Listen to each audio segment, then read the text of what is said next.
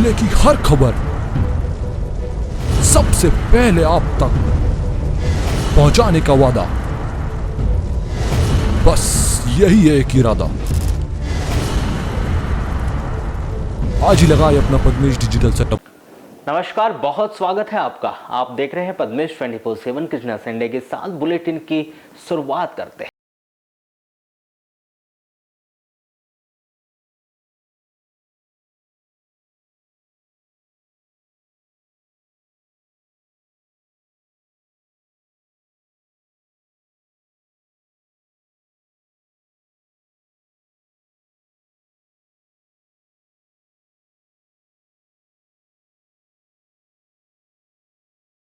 Copper mines मलाज खंड में हुए हादसे के बाद मजदूरों का दिखा आक्रोश। विभिन्न मांगों को लेकर मजदूरों ने कार्यालय का किया घेराव, काम ठप कर शुरू किया अनिश्चितकालीन हड़ताल।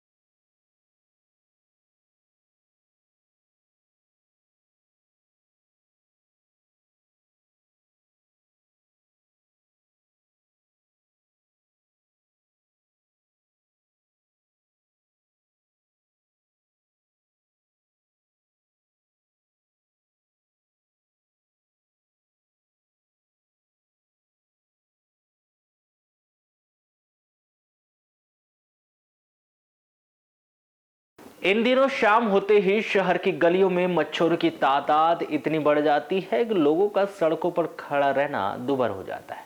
वहीं बात करें फॉगिंग मशीन की, तो नगर पालिका के द्वारा महीनों से शहर में फॉगिंग मशीन नहीं चलाई गई। जिस तरह से बालाघाट नगरपालिका क्षेत्र में शाम होते ही वार्डों में मच्छरों की संख्या बढ़ जाती है और वार्डों की नालियां इतनी गंदगी से बजबजा रही है कि कोई भी व्यक्ति रोड पर खड़ा होना या घर के सामने निकलना पसंद नहीं करता है। आलम यह है कि महीनों से वार्डों में मच्छरों की रोकथाम के लिए फॉगिंग मशीन नहीं चलाई गई। वहीं बात करें इनके खर्च की, तो नगरपालिका के द्वारा समय समय पर बिल लगाकर इनके केमिकल तो मंगवा लिए जाते हैं, पर नालियों में इसका छिड़काव देखने नहीं मिलता और न ही फॉगिंग मशीन शहर में घूमते हुए नजर आती है।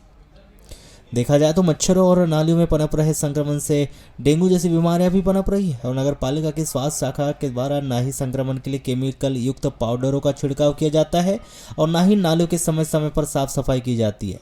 शहर में बहुत से ऐसे निचले क्षेत्र हैं जहां पर आज भी नगर पालिका की टीम नहीं पहुंच पाती, जबकि नगर पालिका के द्वारा स्वच्छता सर्वेक्षण में अपने आप को प्रदेश की सूची में सम्मिलित होना भी बताया जाता है, लेकिन जिले में इसकी हकीकत तौर पर गौर करें तो परिणाम इसका शून्य ही नजर आ रहा है।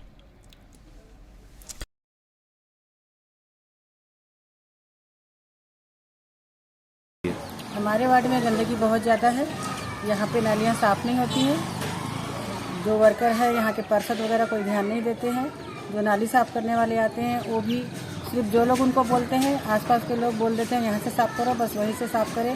पैसा दिए तो पैसा लेके चले जाते हैं, बिना पैसे के वो लोग काम भी नहीं करते और कभी करते भी हैं तो वो लोग बस सामने से निकाल के चले जाते हैं। हमारी जो गंदगी की वो है वो साफ़ भी नहीं होती है। जैसे अच्छा, मच्छरों के लिए एक फॉग मशीन आती है, वो क्या आपके वार्ड में आई? हमारे वार्ड में अभी तो करीब 6 महीना से नहीं आई है। पहले आती थी पर अभी तो। नगर पालिका प्रशासन से तो मैं मांग करूंगी कि हमारे यहाँ कितने सालों से घर बना है, करीब 15 साल हो गया मेरा घर बन करके, लेकिन यहाँ पर अभी तक रोड नहीं बनी है। सबसे बड़ी समस्या हम लोगों को नाली की निकासी की। मच्छरों की स्थिति बहुत ज़्यादा खतरनाक है। अच्छा, फॉग मशीन जो नगर पालिका से आती है वो आपके वार्ड में नहीं आती। कब से नहीं आई है?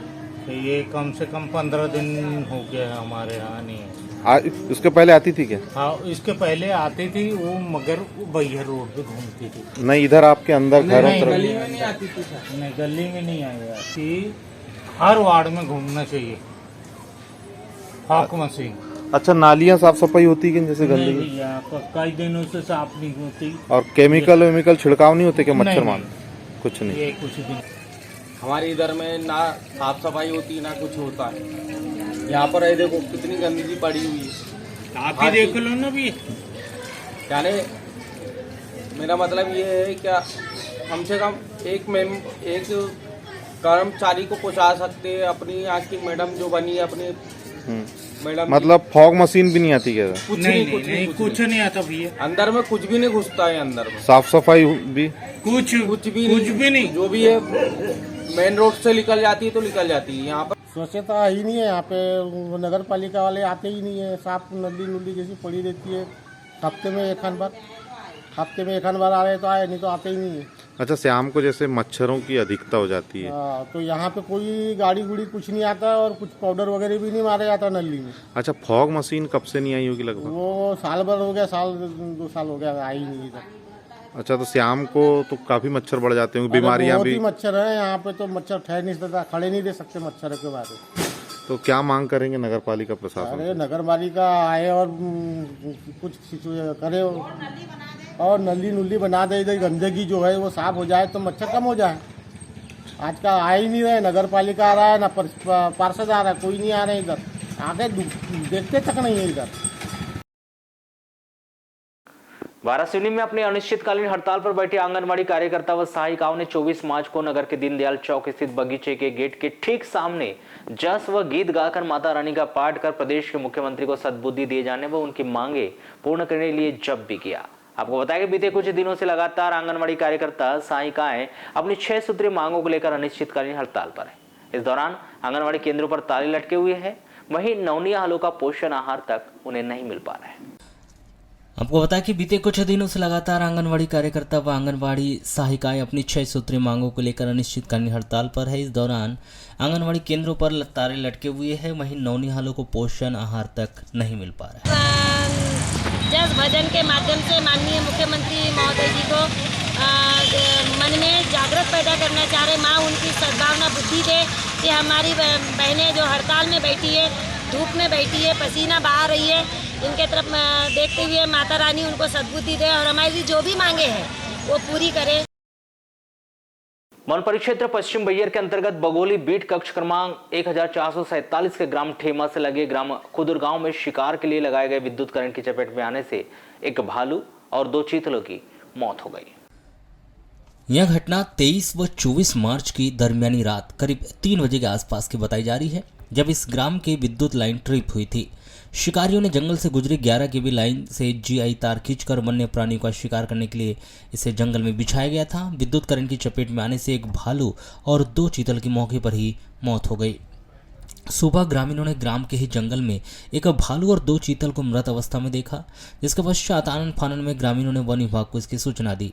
सूचना मिलते ही पश्चिम बैयर वन विभाग के अमले ने पहुंचकर मौके से मृत एक भालू और 2 चीतल को बरामद किया और पंचनामा कार्रवाई के पश्चात तीनों वन्य प्राणी की लाश पोस्टमार्टम करवाकर जंगल में ही उनका अंतिम संस्कार करवा दिया।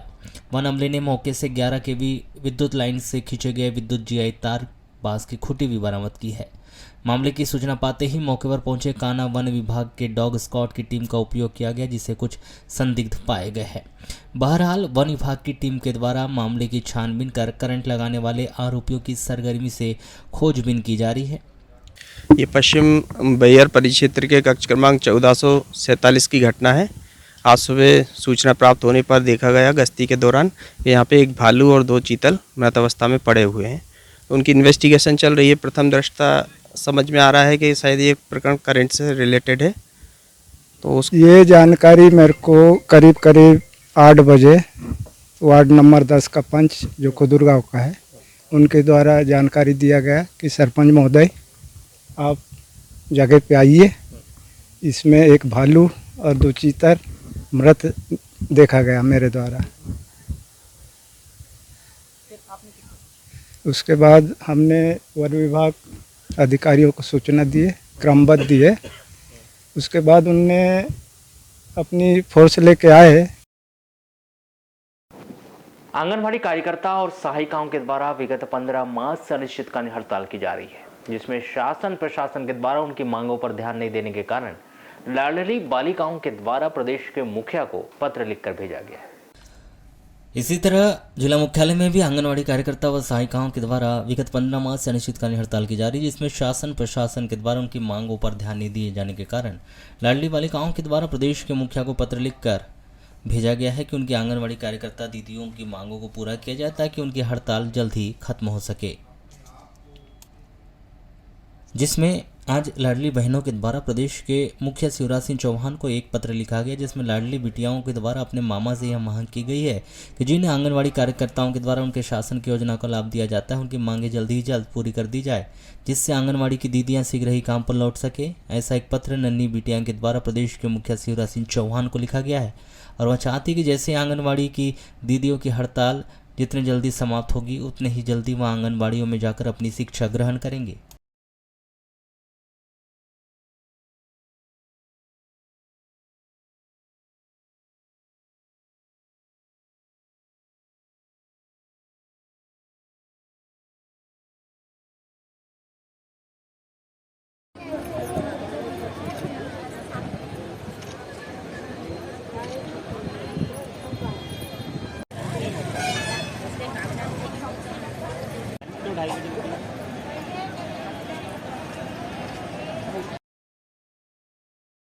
ताम्र परियोजना मलाज खंड के अंतर्गत एसएमएस लिमिटेड कंपनी खदान में 3 दिन पूर्व हुए एक हादसे में हुई मजदूर की मौत और अन्य मजदूरों के घायल होने के बाद खदान में काम करने वाले मजदूरों में प्रबंधन के खिलाफ खासा रोष देखा जा रहा है। जहां अंडरग्राउंड माइंस में काम करने वाले मजदूरों ने इस हादसे पर आपत्ति जताते हुए प्रबंधन पर कई सवाल उठाए।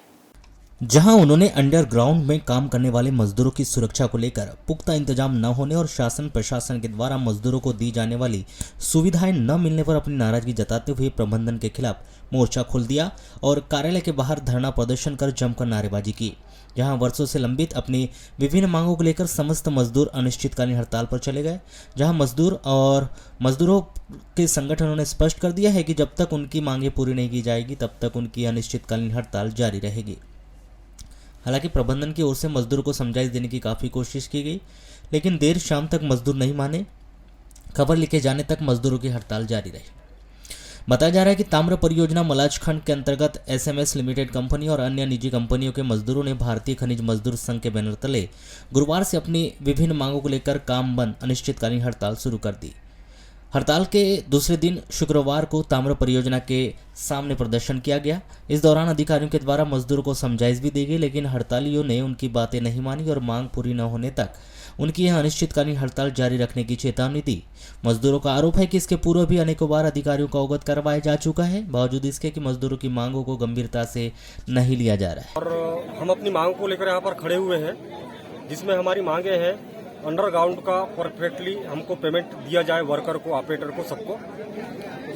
उनको सही रेट यहाँ पर नहीं दिया जा रहा है, ना यहाँ पर नाइट अलाउंस दिया जा रहा है, ना अंडरग्राउंड अलाउंस दिया जा रहा है। तो हमको अंडरग्राउंड अलाउंस, नाइट अलाउंस दिया जाए और जो उचित पेमेंट है एक वर्कर का, आज यहाँ पर किसी को 3 साल भी हो गया है, उसका वही पेमेंट है, और आज भर्ती हो रहा है जो, उसका भी वही पेमेंट हो रहा है। अरे जो हमारी हड़ताल है, हमारी पेमेंट बढ़ाने की मांग है।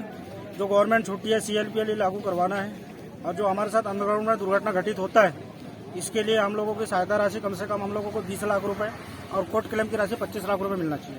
तो रेट में वृद्धि होना चाहिए, CLPL मेडिकल की सुविधा होना चाहिए, अंडरग्राउंड में पानी की सुविधा होना चाहिए। ज्वाइनिंग लेटर अभी 2 साल 3 साल से कंपनी चल रही है, उसका ज्वाइनिंग लेटर नहीं मिला है और अभी तक के आइडेंटिटी कार्ड नहीं मिला है, जो कि सभी भारत देशवासियों को अभी तक के आधार मिल चुका है, लेकिन जिस कंपनी में काम कर रहे हैं उसके लिए आइडेंटिटी कार्ड नहीं बना है। महिलाओं को आत्मनिर्भर बनाने के लिए प्रदेश सरकार के द्वारा मुख्यमंत्री लाडली बहना योजना प्रारंभ की गई। वही इस योजना को लाभ लेने के लिए 25 मार्च से आवेदन जमा करने की प्रक्रिया भी प्रारंभ हो जाएगी। क्षेत्र की सभी महिलाएं बड़ी संख्या में रोजाना ही लालबर्रा मुख्यालय स्थित SBI bank, central bank, kiosk centre, online centre, Aadhaar card केंद्रों में अपना समग्र ID, आधार कार्ड व बैंक खातों को आपस में लिंक यानी eKYC करवाने के लिए आ रही है, परंतु समय पर काम नहीं होने के कारण बैंक MP ऑनलाइन सेंटरों को भी चक्कर लगा रही है। साथ ही बैंक व ऑनलाइन सेंटरों के बाहर सुबह से महिलाओं की लंबी कतारें लग रही है। साथ ही कई बार सर्वर डाउन होने के कारण उनका बैंक खाता व आधार एक साथ लिंक नहीं हो पाता है, जिससे उन्हें निराश होकर वापस अपने घर लौटना पड़ रहा है।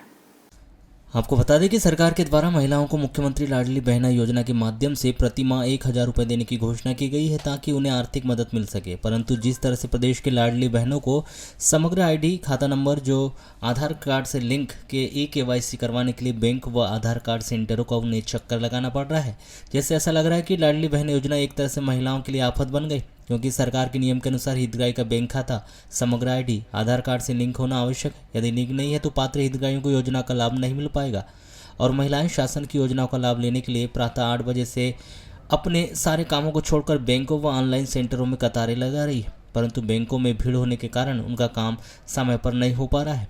महिलाओं ने बताया कि शासन के द्वारा मुख्यमंत्री लाडली बहना योजना प्रारंभ की गई और ये योजना बहुत अच्छी है, परंतु जिस तरह से समग्र आईडी खाता नंबर को आधार कार्ड से लिंक करवाने के लिए कहा गया है, जिसके लिए महिलाएं सुबह से ही बैंक, ऑनलाइन सेंटर व आधार कार्ड केंद्र पहुंच रही है, परंतु भीड़ होने के कारण 3 से 4 दिन लग रहे हैं। इसलिए शासन प्रशासन से मांग है कि गांव-गांव में शिविर लगाकर KYC की जाए ताकि महिलाओं को जो परेशानी हो रही है उससे निजात मिल सके। नहीं, सुविधा है कि जितने भी हमारे क्लरिकल कैडर के लोग हैं वो इसी काम में लगे हुए हैं। एक काउंटर उनके लिए तो स्पेशली है और जो दूसरा कैश काउंटर है उसके स्टाफ भी इस काम को कर रहे हैं। ठीक है, और हम क्या करते हैं कि भीड़ ना लगे और लोग परेशान ना हो, इसलिए फॉर्म पहले ही कलेक्ट कर लेते हैं। तो सुबह से सर 7-6 बजे से यानी 7-8 बजे से पहुंच जाते हैं यहाँ पे? नहीं, 8 बजे से लोग आ रहे हैं, उससे पहले नहीं आते। और जो पहले आते हैं ना वो लोग खुद ही फॉर्म कलेक्ट कर ले रहे हैं।